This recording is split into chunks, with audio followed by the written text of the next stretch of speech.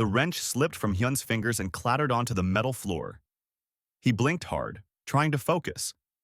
3 days without sleep was catching up to him. The small workshop smelled like oil and burnt metal. Overhead lights flickered, casting strange shadows on the walls.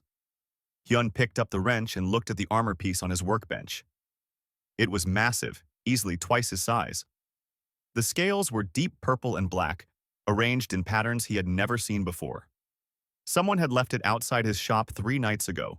No note, no payment, just this beautiful, broken thing. Most mechanics would have thrown it away. The damage was too severe. The energy lines that ran through the scales were dead. The metal itself had stress fractures in a dozen places. Any normal repair would require melting it down and starting over. But Hyun was not most mechanics. He had spent 70 hours studying the armor. He traced every crack with his fingers. He held each piece up to the light. He listened to the way it rang when he tapped it gently with his hammer. The armor was old, maybe hundreds of years old. Whoever made it knew secrets that modern craftsmen had forgotten. Hyun understood those secrets. Or at least he tried to. He came from Earth, a small planet that most aliens had barely heard of.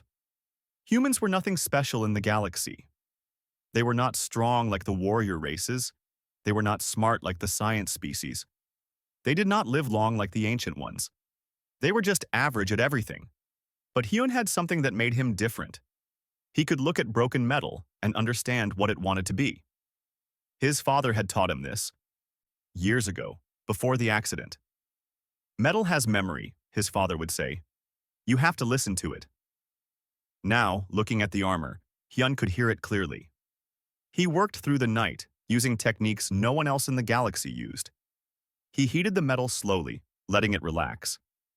He mixed chemicals by hand, creating solutions that matched the original materials.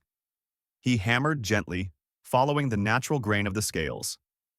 Every movement was careful, respectful. As the sun rose on the 4th day, Hyun placed the last scale back into position. The energy lines glowed softly, then brighter. The whole piece hummed with power. It was done. Hyun sat back and smiled. It was perfect. You could not even tell it had been broken. More than that, it felt right.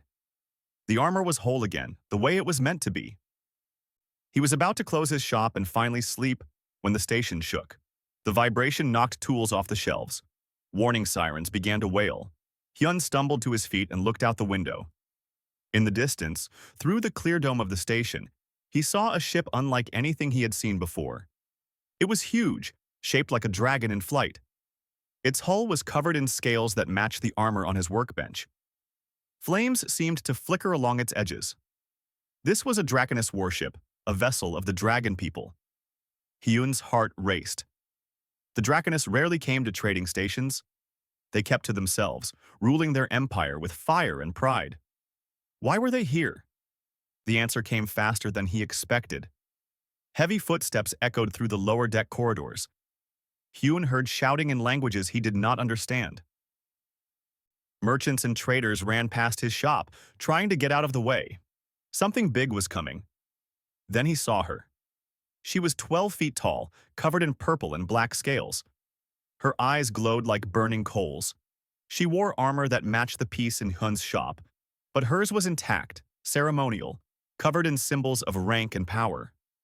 Behind her marched 6 guards, each one carrying weapons that crackled with energy.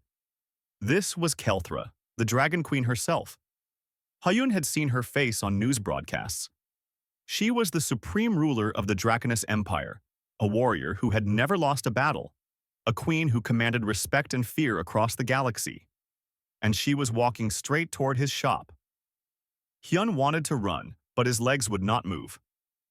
The Dragon Queen stopped in front of his door. She had to duck to fit through the entrance.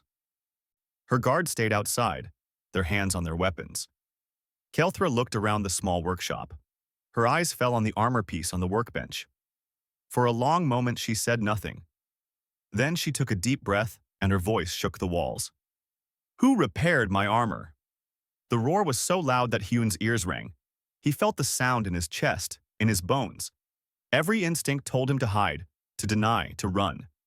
Instead, he raised his hand. "I did," he said quietly. Kael'thra turned to look at him. Her burning eyes locked onto his face. Hyun felt like he was being examined, measured, judged. He was covered in grease and oil. His clothes were old and stained. He probably smelled terrible. Next to the magnificent Dragon Queen, he was nothing, but he did not look away. Kael'thra walked to the workbench. She picked up the armor piece with surprising gentleness. Her clawed fingers traced the repairs. She held it up to the light. She turned it over, examining every angle. "This is impossible," she said, her voice softer now but still powerful.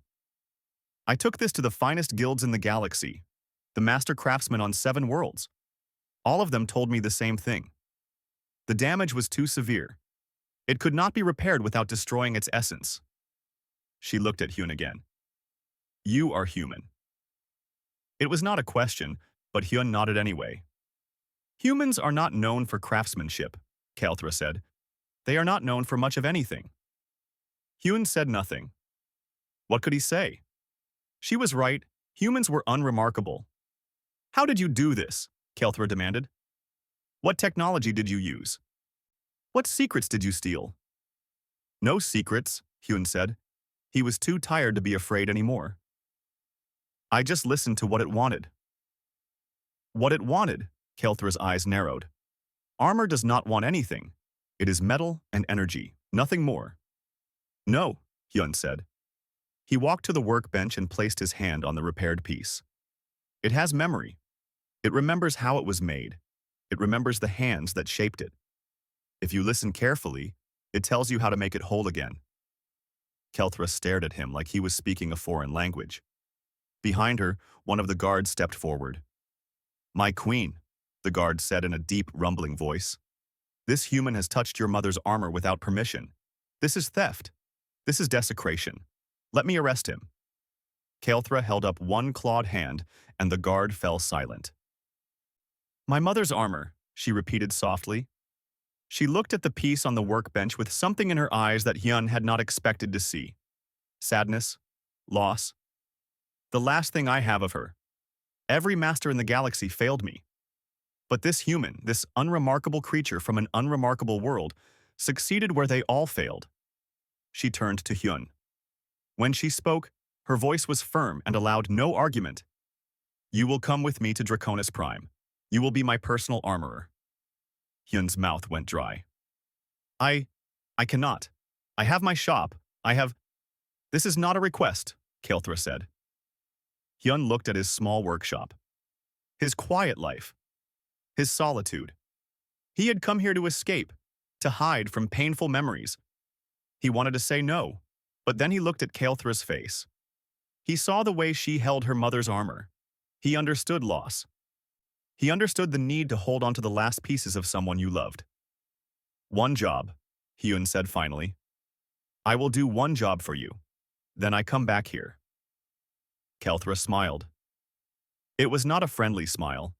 It was the smile of a queen who always got what she wanted.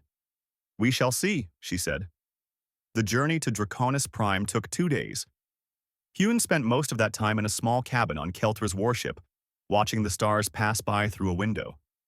The ship was built for beings much larger than him. The chairs were too big. The ceilings were too high. He felt like a child in a world made for giants. On the second day, Kael'thra summoned him to her private chamber.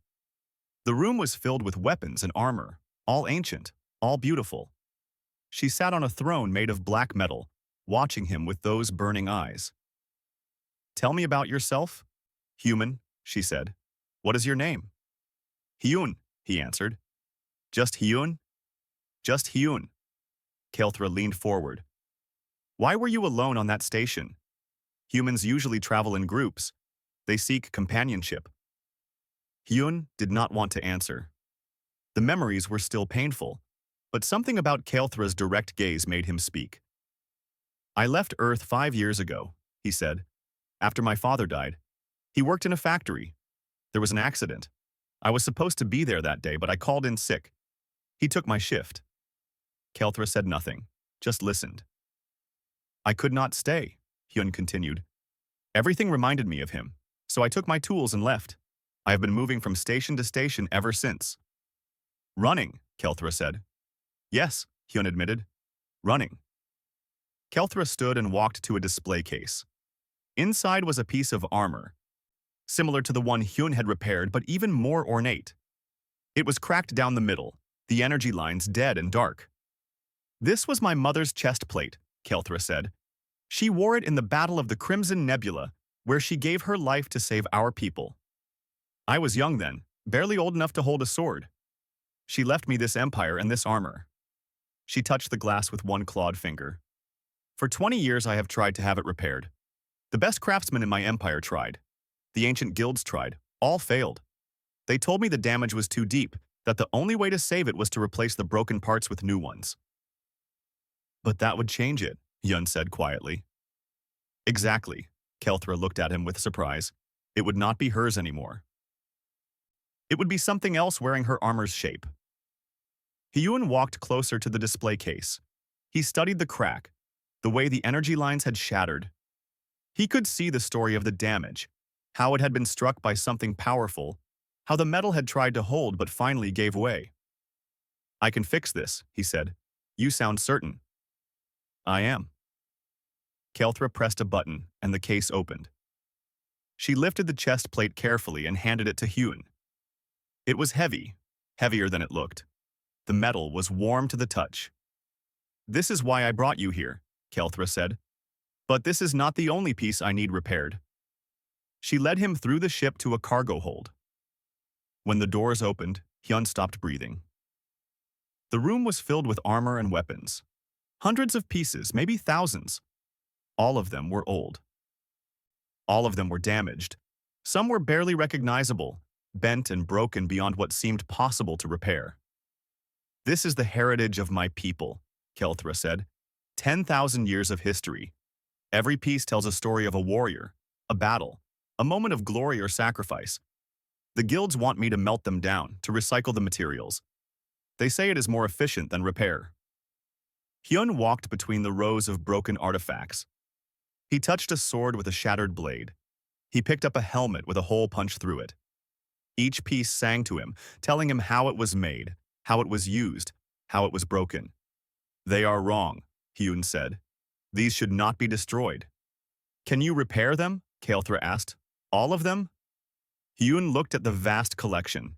It would take years, maybe decades. It was impossible for one person. But he remembered his father's words. Nothing is impossible if you have patience and respect. I can try, Hyun said. Kelthra smiled. That is all I ask. They arrived at Draconus Prime the next morning. Hyun had never seen anything like it. The planet glowed red and orange, covered in volcanoes and lava flows.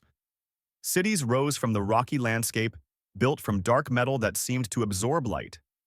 Everything was massive, built for a race of giants. The royal palace stood at the center of the capital city. It was a fortress, a statement of power. Kelthra led Hyun through corridors lined with guards. They all stared at him. Some looked curious. Most looked disgusted. A human in the Dragon Queen's palace was unheard of. They reached a large workshop. It was filled with tools and equipment, all sized for Draconis hands. Craftsmen worked at various stations, shaping metal and channeling energy. They all stopped when Kelthra entered. This human is Hyun, Kelthra announced. He will be working in the royal armory. You will give him whatever he needs. The craftsmen looked at each other. One of them, an old Draconus with silver scales, stepped forward. My queen, he said carefully. With respect, humans do not understand our metalwork. Their methods are primitive. Perhaps... He repaired my mother's armor, Kelthra said coldly. Something none of you could do. The workshop fell silent. The silver-scaled craftsman bowed his head. As you command, my queen. Kelthra turned to Hyun. This is Korvax. He is the master of this workshop. He will help you get settled. She left without another word. Hyun stood alone, surrounded by Draconus craftsmen who clearly did not want him there. Korvax approached slowly. He was old, his scales dulled with age, but his eyes were sharp. So, human, you fixed the Empress's armor. How? I listened to it, Hyun said. Listened, Korvax repeated. To metal. Yes. Korvax made a sound that might have been a laugh. Our modern craftsmen use scanning technology. They analyze molecular structures. They calculate stress patterns with computers. And you listen. Yes, Hyun said again. Korvax studied him for a long moment. Then he gestured to an empty workstation. Show me. Hyun spent the rest of the day setting up his workspace. The other craftsmen watched from a distance, whispering among themselves. He ignored them. He arranged his tools. Simple hammers and files that looked crude compared to the Draconus equipment. He set up his chemical baths. He prepared his heating forge. When he was ready, he asked for a damaged piece to work on. Korvax brought him a gauntlet with a broken energy conduit. It was an old piece, maybe 200 years old. The other craftsman said it was beyond repair. Hyun held it in his hands. He closed his eyes. He felt the weight, the temperature, the way the metal wanted to flex. He tapped it gently with his hammer, listening to the sound. Then he began to work. He heated the metal slowly, watching the color change. He mixed chemicals, creating a solution that smelled terrible but matched the original alloy perfectly. He hammered carefully, following the grain of the metal. Hours passed. The other craftsmen went home. Even Korvax eventually left, shaking his head. But Hyun continued. He forgot about time. He forgot about the alien world around him. There was only the work, the metal, the quiet conversation between his hands, and the broken thing he was making whole. When he finally finished, it was deep into the night. The gauntlet gleamed on his workbench, its energy conduit glowing softly. Perfect. Whole. Hyun sat back and allowed himself a small smile. Impossible? He turned to find Korvax standing in the doorway. The old craftsman walked over and picked up the gauntlet. He examined it closely, turning it over in his clawed hands.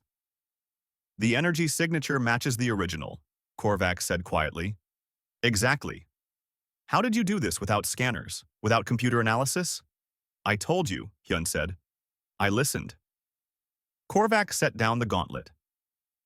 His expression was hard to read. I have been a craftsman for 300 years, human. I have made thousands of pieces. But I have forgotten something important. What?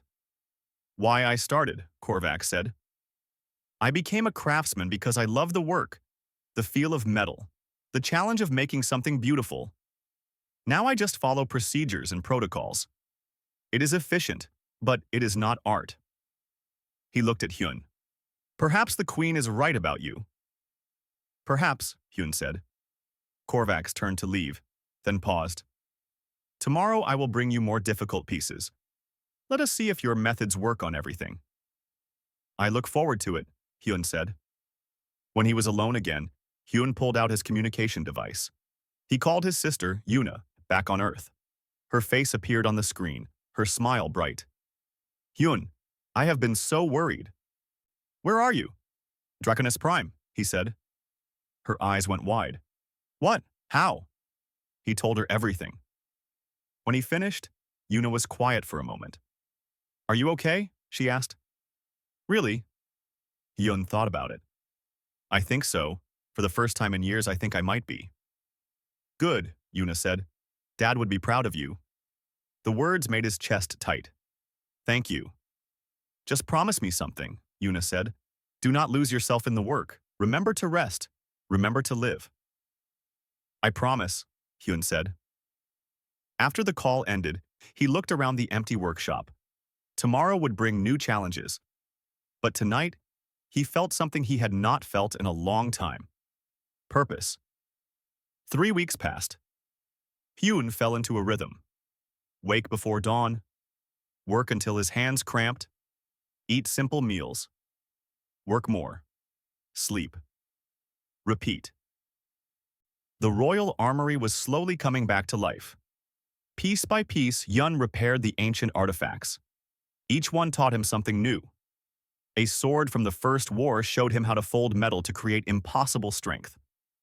A shield from the time of storms revealed secrets about energy dispersion. An old helmet taught him patience, as it took him 5 days just to understand how it had been damaged. The other Draconis craftsmen no longer mocked him. Some still kept their distance, but a few began asking questions. They watched him work. They saw that his simple tools and strange methods produced results that their advanced technology could not match. Korvax became something like a friend. The old craftsman would sit with Hyun during breaks, sharing stories of old Draconis traditions that had been forgotten. In return, Hyun told him about Earth's craftsmen, about Japanese swordsmiths and Korean metalworkers, about his father who had learned from his grandfather. "Your people understand something mine have lost," Korvax said one evening. "You see the spirit in things. We only see materials and specifications." Hyun smiled. "Maybe you can learn again?" "Maybe," Korvax agreed. On the 22nd day, everything changed. Hyun was working on a particularly difficult piece when alarms began screaming throughout the palace. Red lights flashed. He heard shouting in the corridors. Korvax rushed into the workshop, his scales pale with worry. "What is happening?" Hyun asked. "Attack," Korvax said grimly. "The Kalriks have struck one of our outposts." Hyun did not know much about the Kalriks. They were another powerful empire, rivals to the Draconis. The two races had been enemies for centuries, fighting over territory and resources. Within minutes, Kelthra arrived at the workshop. She was dressed in full battle armor, carrying weapons that crackled with energy.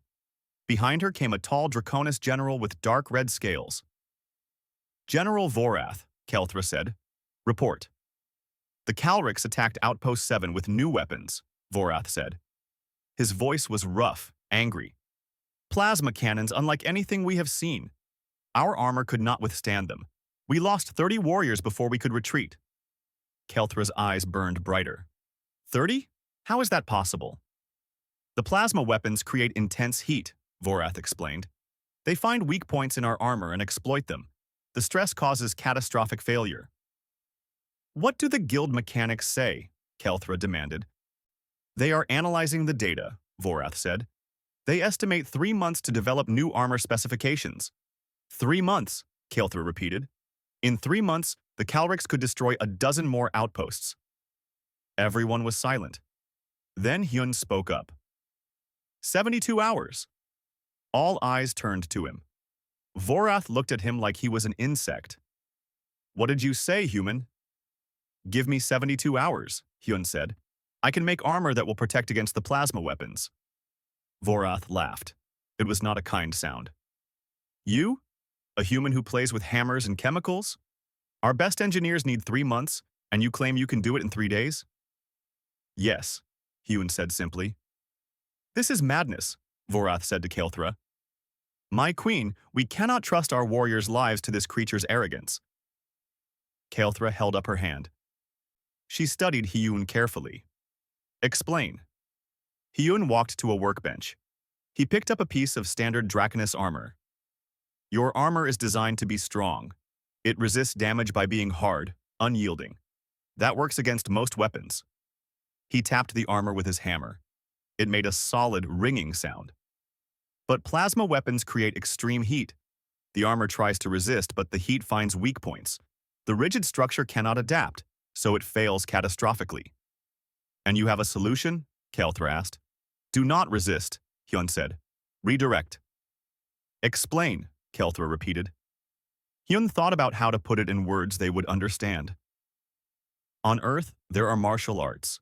When someone strikes you, you do not block with pure strength. You redirect the force, let it flow past you. Armor can do the same." "Armor is not alive," Vorath said. "It cannot think or adapt." "But it can be designed to channel energy," Hyun said. He grabbed a piece of paper and started sketching. "If we layer the armor differently, create channels for heat to disperse, make it flexible instead of rigid, the plasma will flow across the surface instead of penetrating." Korvax leaned in to look at the sketch. His eyes widened. I have never seen anything like this." "Because you design for strength," Hyun said. "I design for harmony. Work with the forces instead of against them." Kelthra was quiet for a long moment. Then she turned to Vorath. "Give him what he needs." My queen, Vorath began. That is an order, General, Kelthra said firmly. Vorath bowed stiffly. As you command. Kelthra looked at Hyun. 72 hours. If you fail, we go with the guild's plan. I will not fail, Hyun said. He hoped he sounded more confident than he felt. The next 3 days blurred together. Hyun barely slept. He gathered a team of craftsmen, including Korvax and 3 younger Draconis who were willing to try his methods. They worked around the clock. The design was complex. Hyun had to teach the Draconis craftsmen techniques they had never used before. How to listen to the metal, how to feel when the temperature was right, how to layer materials so they worked together instead of just stacking strength. It was exhausting. His hands bled from the work. His eyes burned from staring at forges and detailed work for hours. But he pushed forward. On the second day, Yuna called him. She saw his face on the screen and immediately looked worried. Hyun, you look terrible. Have you slept? Some, he lied. Do not lie to me, she said. I can see it in your eyes. You are killing yourself. I have to finish this, Hyun said. People are depending on me. Dad said the same thing, Yuna said quietly, before the accident. The words hit Hyun like a punch. He stopped moving. That was different. Was it? Yuna asked. He worked himself to exhaustion for a corporation that did not care about him. You are working yourself to exhaustion for aliens who barely accept you. It is different, Hyun insisted. This matters. I am creating something meaningful. I am protecting people. Yuna was quiet for a moment. Just promise me you will rest. Please. I will, Hyun said. After this is done. He ended the call and went back to work, trying to ignore the guilt gnawing at him. On the third day, with only hours to spare, disaster struck. One of the armor pieces cracked during testing. The heat dispersion channels were not quite right. The whole design might be flawed. Hyun stared at the broken piece. His vision swam. He had been awake for 40 hours straight. His hands shook. Maybe Vorath was right. Maybe he was just an arrogant human who did not know what he was doing. Then he felt a hand on his shoulder.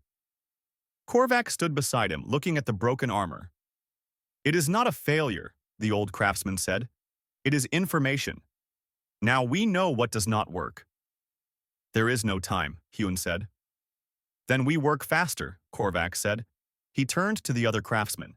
You heard the human. We adjust the channel width, decrease the rigidity by 3%. Move. They moved. Hyun forced himself to focus. One more try. They had to get it right. 2 hours before the deadline, they placed the final piece. Hyun stepped back, swaying on his feet. The armor was complete. It looked different from standard Draconis armor. The scales were arranged in flowing patterns instead of rigid rows. Channels ran through it like rivers. It was flexible, almost alive. But would it work? Kelthra entered the workshop with Vorath and a group of warriors. She looked at the armor. This is what you have created? She asked. Yes, Hyun said. His voice was hoarse from exhaustion. It looks weak, Vorath said. Fragile. It looks beautiful, Kelthra said. She picked up the chest plate. Who will test it? I will, Vorath said immediately. No, Kelthra said. I will. Everyone protested, but Kelthra silenced them with a look. She had her attendants help her put on the armor. It fit her perfectly. She moved in it, testing the flexibility. It feels strange, she said. Light. Almost like wearing nothing. That is the point, Hyun said. It should move with you, not restrict you. They went to the combat testing arena. A Calrix plasma weapon had been recovered from the battle. It was set up on a mount, aimed at a target range. Kelthra walked to the center and stood still. Fire, she commanded. The plasma cannon charged with a high-pitched whine. Then it fired. A bolt of superheated plasma shot across the arena, directly at Kelthra. Hyun held his breath. The plasma hit the armor. For a split second, it seemed to stick, burning bright. Then the channels activated. The heat flowed across the surface of the armor like water, dispersing in all directions. Within seconds, it was gone. Kael'thra stood unharmed. The armor showed scorch marks, but no damage. No cracks, no failures. "Fire again," she said. They fired 10 more shots. Each time, the armor redirected the plasma harmlessly. By the last shot, even Vorath looked impressed. Kael'thra removed the helmet and smiled. "General, how many of these can we make before the counterattack?" "If we start now," Vorath calculated quickly, "enough for 200 warriors." "Then start now," Kael'thra ordered. She turned to Hyun. "You have done what you promised." Hyun tried to smile, but the world was tilting. His legs gave out. He felt Korvax catch him before he hit the ground. The last thing he heard was Kael'thra's voice, distant and concerned. "Get him to the medical wing, now." Then darkness took him. Hyun woke up in a bed that was far too large for him. Soft light filtered through windows. His body ached, but the sharp edge of exhaustion was gone. He had actually slept, for the first time in days. A Draconess medical worker noticed him stirring. She was smaller than most, with green scales and gentle eyes. "You are awake. Good. You have been sleeping for 18 hours. 18? Hyun sat up too quickly. His head spun. "The armor, the battle, is over," the medical worker said. "The Queen requests your presence as soon as you are able." She gave him food and water. His hands still shook as he ate, but he felt more human, more himself. When he was ready, guards escorted him through the palace to a large hall. Inside, the room was filled with Draconess warriors. They all turned to look at him when he entered. Hyun felt small under their gaze, but he walked forward anyway. Kael'thra sat on her throne at the far end. Beside her stood General Vorath. Both were wearing the armor Hyun had designed. It was scorched and marked from battle, but intact. "Hyun," Kael'thra said, "come forward." He approached the throne. The warriors parted to let him through. Some of them bowed their heads as he passed. It was strange, uncomfortable. He did not know what to do. When he reached the throne, Kael'thra stood. She descended the steps until she was directly in front of him. Then she did something that made the entire hall gasp. She knelt. The Dragon Queen, supreme ruler of the Draconess Empire, knelt before a human. "You saved my warriors," she said. Her voice carried through the hall. "With your armor, we attacked the Calric stronghold." They fired their plasma weapons expecting easy victory. Instead, their weapons were useless. "We lost only 3 warriors. 3 instead of hundreds." She placed one clawed hand over her heart. "This is the traditional Draconess gesture of life debt. You have earned my respect, human. You have earned all our respect." Behind her, General Vorath knelt as well. Then, one by one, every warrior in the hall did the same. Hyun stood alone, surrounded by kneeling giants. I just did what was needed," he said quietly. "You did what was impossible," Kael'thra corrected. She stood and gestured to Vorath. "Tell him." Vorath stepped forward. His expression was different from before. The contempt was gone, replaced by something that might have been respect. "I doubted you, human. I thought you were arrogant and foolish. I was wrong." He reached up and removed a medal from his own armor. "This is the Mark of Fire, given to warriors who show exceptional courage. I have worn it for 50 years. I want you to have it." "I cannot," Hyun started. "You can and you will," Vorath said firmly. He pressed the medal into Hyun's hand. "You earned it." The ceremony continued. Warriors came forward, one by one, to thank him. They shared stories of the battle, of how the armor had saved their lives. Some showed him scorch marks on their armor, proof that they should have died but did not. It was overwhelming. Hyun had spent so long alone, hiding from the world. Now he was surrounded by gratitude, by respect. Part of him wanted to run, but part of him, a part he had buried deep, felt something else. Pride. Not arrogance, but the quiet pride of work well done. Later, after the ceremony ended, Kael'thra invited Hyun to a private dinner. It was just the two of them in a small room overlooking the city. The food was strange but good. They ate in comfortable silence for a while. I have been thinking about your words, Kael'thra said finally, about listening to metal, understanding what it wants to be. For my people, this is a strange idea. We are warriors. We take what we want. We do not listen. Maybe that is why you needed an outsider, Hyun said. Perhaps. Kael'thra smiled. I want to offer you a position, Master Craftsman of the Draconess Empire. You would have resources, apprentices, authority. You could teach others your methods. Hyun had been expecting this. He set down his fork. That is a great honor. But you will refuse, Kael'thra said. It was not a question. Yes. Why? Hyun thought about how to explain. When I repaired your mother's armor, I did it because I could not stand to see something beautiful stay broken. Not for money, not for glory, just because it was the right thing to do. He looked out the window at the glowing city.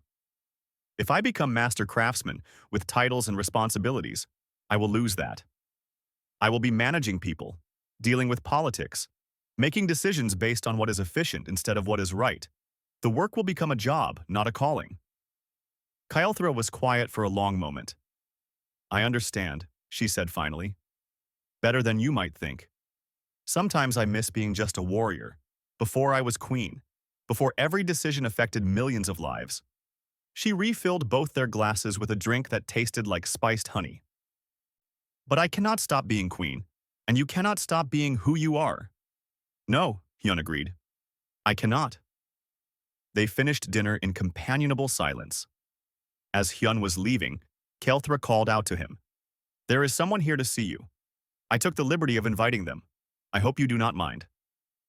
The doors opened. Hyun's heart stopped. A young human woman stood there, smiling through tears.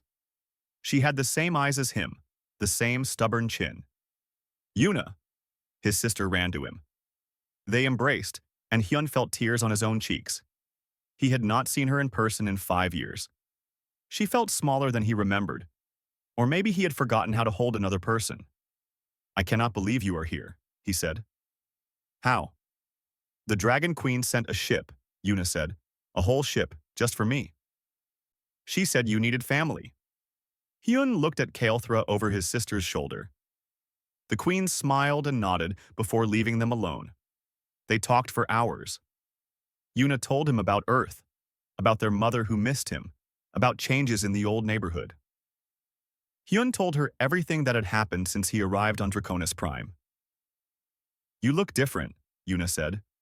Happier maybe, or at least less sad. I feel different, Hyun admitted. The work here, it reminds me why I became a craftsman, why Dad taught me. Yuna took his hands. He would be proud of you. You know that, right? Hyun had to swallow hard before he could speak. I hope so. I know so, Yuna said firmly. You took something broken and made it whole. You protected people. That is what he always wanted to do. They talked until dawn. When the sun rose, Yuna stood to leave.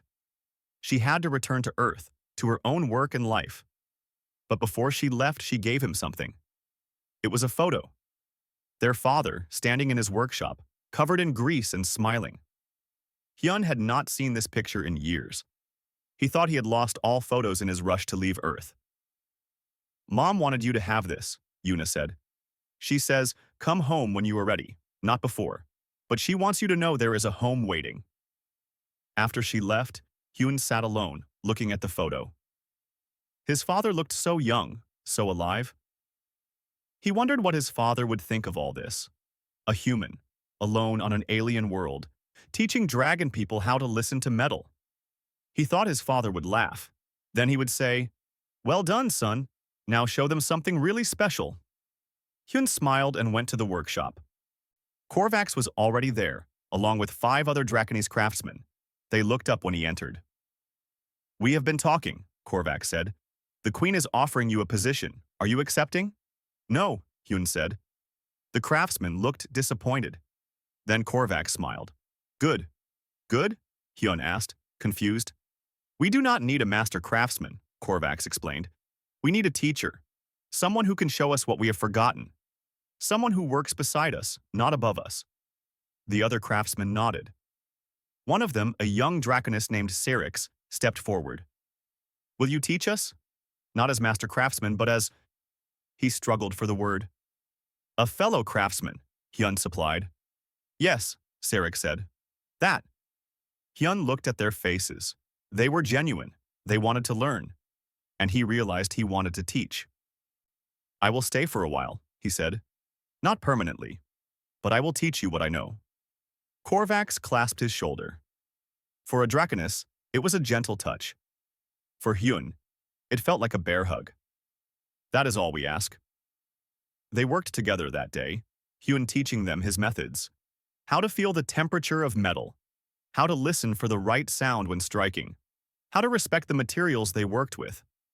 It was slow, it was difficult, but it was also joyful. That evening, Hyun was cleaning his tools when Kelthra appeared in the workshop doorway. She watched him work for a moment before speaking. General Vorath told me something interesting today, she said.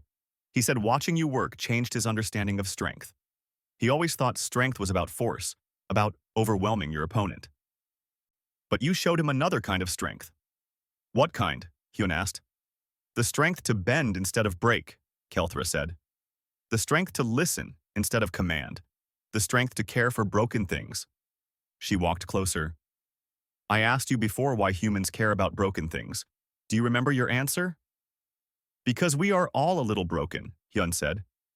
If we can fix something else, maybe it means we are worth fixing too. Kelthra nodded. I have been thinking about that, about what it means. She looked around the workshop at the repaired artifacts. You did not just fix armor, Hyun. You showed us something we had forgotten, that there is honor in restoration, that broken things can be made whole. She reached into her armor and pulled out something small. It was a scale from her mother's armor, the piece Hyun had first repaired. It had been set in metal, made into a pendant. You gave me back my past, she said, placing it in his hand. This is so you never forget yours. Hyun held the pendant. It was warm from being close to Kelthra's heart. Thank you, he said quietly. No, Kelthra said. Thank you. After she left, Hyun stood alone in the workshop, holding the pendant and thinking about everything that had brought him here. The pain, the running, the solitude, and now, the healing. Maybe, he thought, he was starting to become whole again too. 6 months passed like water flowing through Hyun's fingers. The workshop became a different place. Where once there had been silence and rigid efficiency, now there was conversation and laughter. Draconis craftsmen who had worked alone for centuries now worked together, sharing techniques and discoveries. Hyun taught them everything he knew. How to read stress patterns by touch. How to mix alloys by smell and color. How to understand that every piece of metal had its own personality, its own story. In return, they taught him about Draconis metallurgy, about energy channeling techniques that humans had never discovered.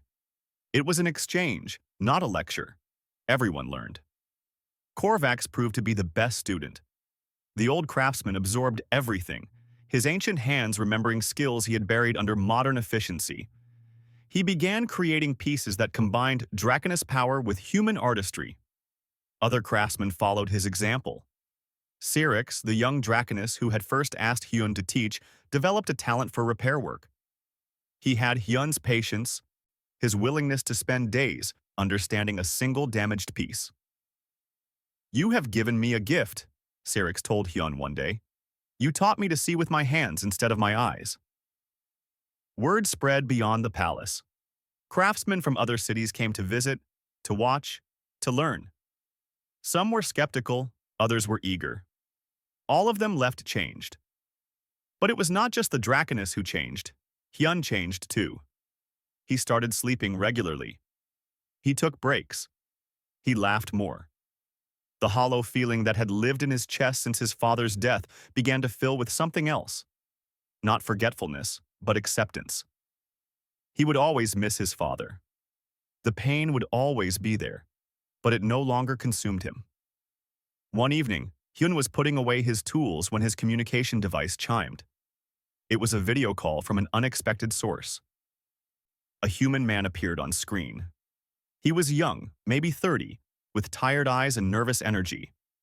Behind him, Hyun could see what looked like a ship's cargo bay. "Master Hyun?" the man said. "My name is Taiho. Was Earth's ambassador to the Galactic Coalition." "Was?" Hyun asked.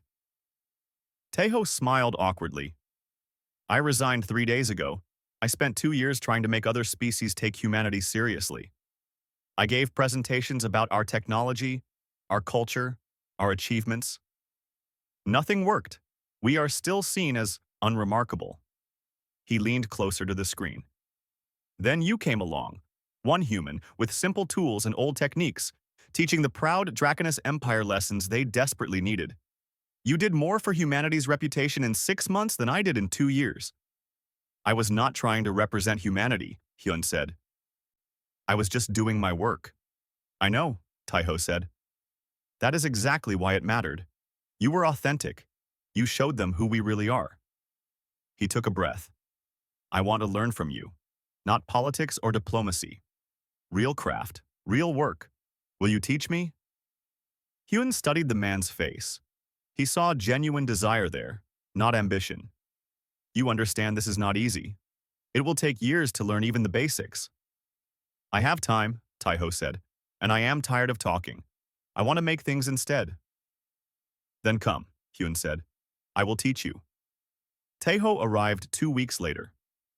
He moved into a small room near the workshop and immediately began learning. He was clumsy at first, his hands unused to physical labor. But he had determination. Every day he improved a little. Another month passed. Then, unexpectedly, a third student arrived.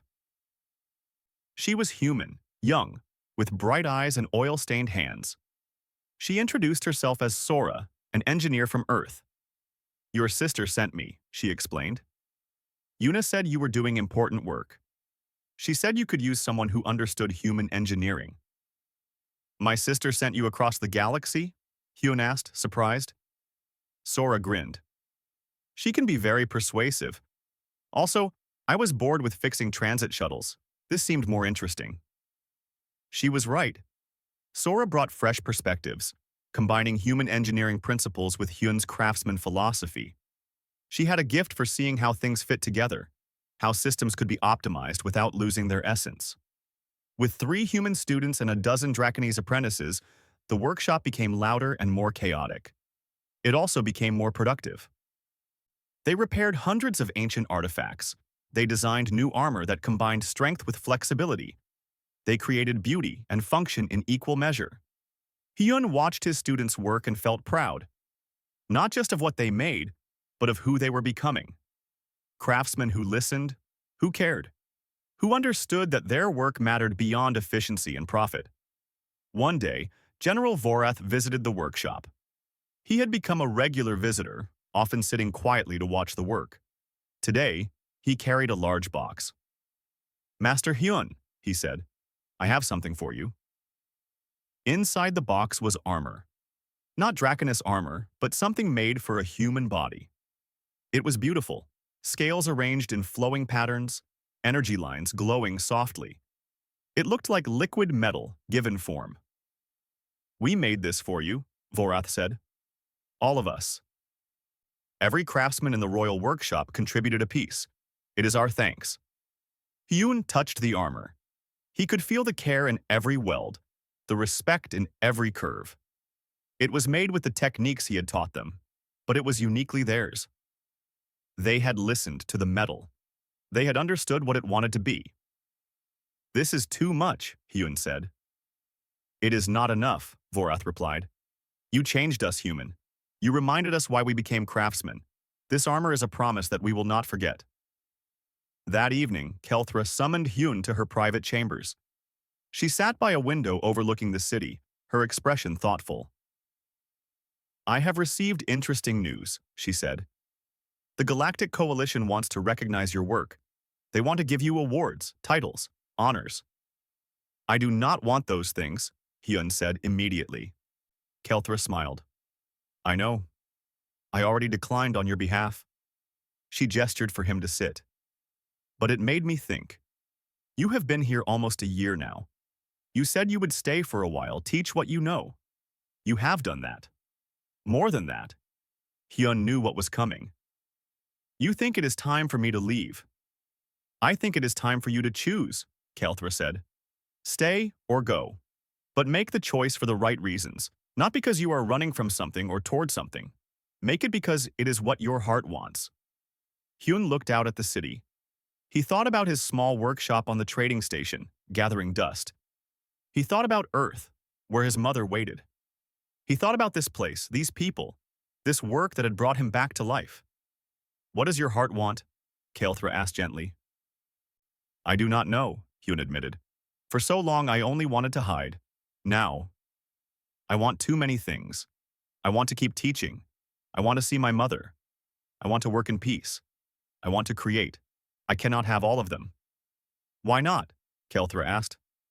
Hyun blinked. Because they are in different places, different worlds. So travel, Kelthra said simply. You are not a tree, rooted in one spot. You can move. You can come and go. You can teach here for a few months, then visit Earth. You can work on the trading station when you want solitude, then return when you want companionship. She stood and walked to him. You teach us to be flexible, to bend instead of break. Perhaps you should take your own lesson. Life does not have to be all or nothing. Hyun stared at her. The idea seemed so simple. Why had he never considered it? Because he had been thinking in absolutes. Stay or leave. Hide or engage. Alone or with others. But life was not binary. There were infinite possibilities between the extremes. You are right, he said slowly. I have been rigid in my thinking. Then be flexible, Kelthra said. Make a life that serves you, not one you think you should have. That night, Hyun called his mother on Earth. She cried when she saw his face. They talked for hours. He told her everything, holding nothing back. The pain, the running, the healing. She listened without judgment. Come home, she said finally. Not forever. Just visit. Let me see my son. I will, Hyun promised. Soon. He also called Yuna. Thank you for sending Sora, he said. She is good, right? Yuna asked proudly. She is excellent, but that is not why I am thanking you. You knew what I needed before I did. Someone to teach. A purpose that went beyond just hiding. That is what family does, Yuna said. We see each other clearly. After the calls ended, Hyun sat in the quiet workshop. Around him were the tools of his trade, the materials of his craft. He picked up the pendant Kelthra had given him, the scale from her mother's armor. He thought about everything that scale represented. Loss, memory, restoration, love. Broken things could be made whole. He had proven that with metal and energy, but the same was true for people, for hearts, for lives. He had come to Draconis Prime broken, running from pain. Now he was leaving whole, running toward purpose. 3 days later, Hyun stood in the palace courtyard with his few possessions. A small ship waited to take him to the trading station, where he would reopen his workshop. Eventually, he would visit Earth. After that, who knew? Maybe he would come back to Draconis Prime. Maybe he would travel to other worlds. The future was open, full of possibilities. Korvax and the other craftsmen came to say goodbye. They gave him gifts, tools they had made, materials he might need, letters of introduction to craftsmen on other worlds. You will come back? Syrinx asked. Yes, Hyun said. I promise. Taiho and Sora stood together. They would stay on Draconis Prime, continuing to learn and teach. We will keep the workshop running, Taiho said, and when you return, we will show you what we have created. I look forward to it, Hyun said. Finally, Kelthra approached. She was not wearing her ceremonial armor today, just simple clothes. She looked more like a person than a queen. Before you go, she said, I want to ask you something. Why do you think I chose you? Out of all the craftsmen in the galaxy, why did I bring a lone human to my world? Hyun thought about it. Because I fixed your mother's armor when no one else could. No, Kelthra said. I could have just paid you and sent you away.